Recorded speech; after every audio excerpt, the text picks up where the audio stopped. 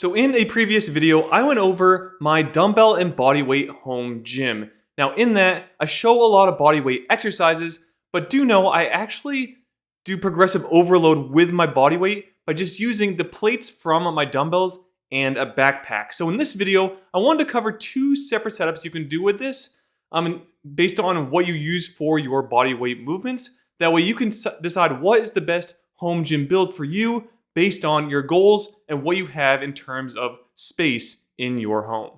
Now, the vast majority of my fitness career or journey, whatever you want to call it, has been with dumbbells and bodyweight. Yes, I have done stints of things like the Speedy and Gym Monster as well as resistance bands, but I've done years and years and years of just dumbbells and bodyweight, and only really up to 50-pound dumbbells. I've tried other ones, but I always come back to just the 50s with simple bodyweight exercises, as that really gets close to the goals I'm looking for, saves me time, and keeps me being able to do this at home and not needing to travel to a gym. And if you'd like a free workout program that uses a lot of these exercises and equipment in it, head over to gamerbody.com, where you can download it for free. It's just an Excel doc or a Google doc that you can use and track your workouts. You can also follow me over at the Heavy app as of shooting this video, in order to see my workouts and the plan while using this equipment.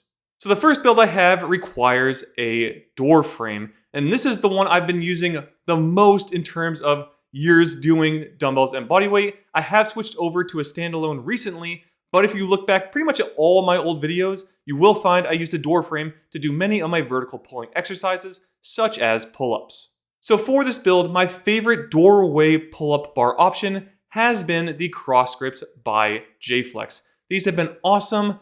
They're great for travel. I actually just went over Christmas break all the way to New England from Washington State and took these on the flight with me in my bag. They took up pretty much no space at all, made it right through security, no problems, and I was able to do pulling movements from my parents' house over in New England.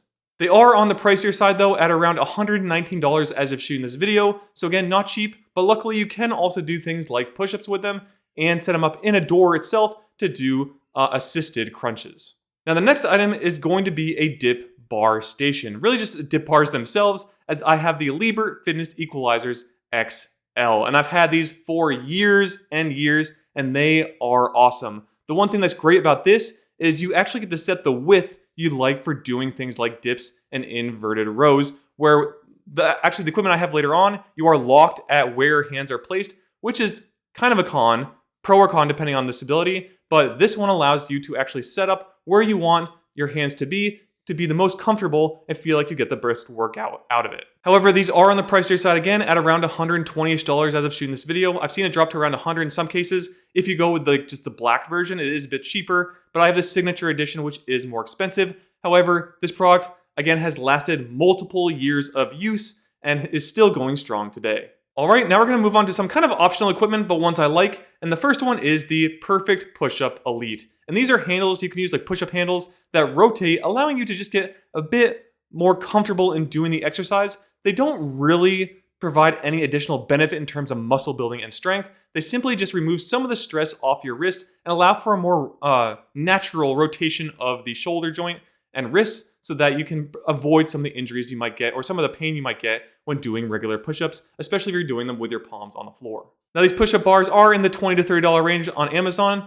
depending on when you're buying them, so not too expensive, but they really only do push-ups. There's not much else you can do with them. I guess you could do L-sits as well or something like that, but there's not too much else, but again, they're nice if you're looking to save your wrists. Now the next two pieces of equipment are where we get to scale the body weight exercises, and the first one is going to be a backpack. And you can use your own plates for this, or you can be like me and go out and buy adjustable dumbbells. I have the Core Fitness adjustable dumbbells, had them for years and years and years. I actually just upgraded to their newest version, so I guess this one for like maybe a year or so.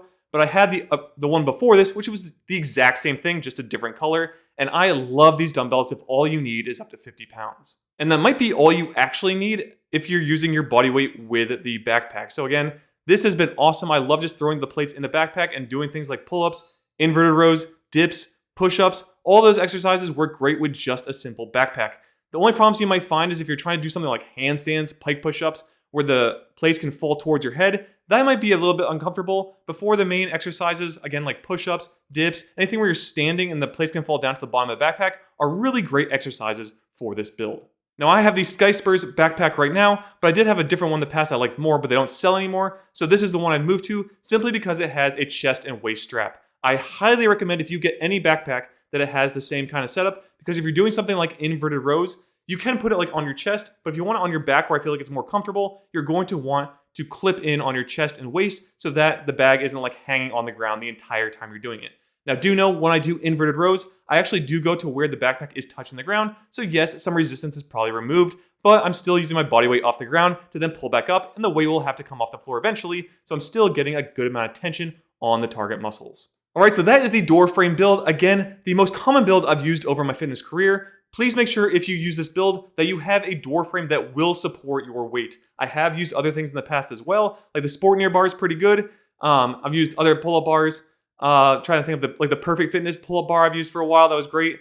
However, some of them damage your door, and you want to make sure that that frame can hold your weight. You do not want to come crashing to the ground. If you need to reinforce it, please do so.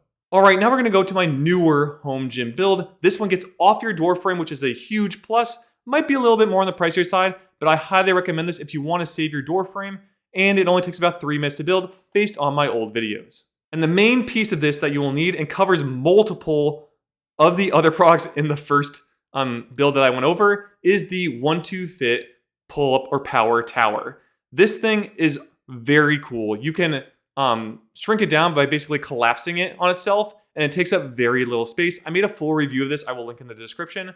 But this thing, in terms of how you are able to save on space and collapse it, is the design I think they should go with. Like all companies building something like this should go with in the future. I've used things like the bull bar before. Of course, I've used door frame pull-up bars and others in the past, but nothing has really caught my eye like this design. I do think it needs to be more premium in terms of the build materials they use, but for me, it does hold up to 360 pounds, which is way more than I'm gonna get even with the dumbbells and backpack, or the plates of the dumbbells and my backpack. So this is a really cool design and has worked very, very well for me so far. Again, some slight changes in design, as well as some more premium materials. Keep it around $200, and you have something I will promote forever if you can get something like that. But again, it's not quite there yet, but we are getting there, and it's good enough for me in order to promote it in this build. But one last note, this is one of my most recent purchases, so who knows, something can happen where it breaks down over time, but as of shooting this video, everything's going very well, and it works like a dream for my goals. All right, and the last 2 pieces of equipment, we already know. It's the Core Fitness dumbbells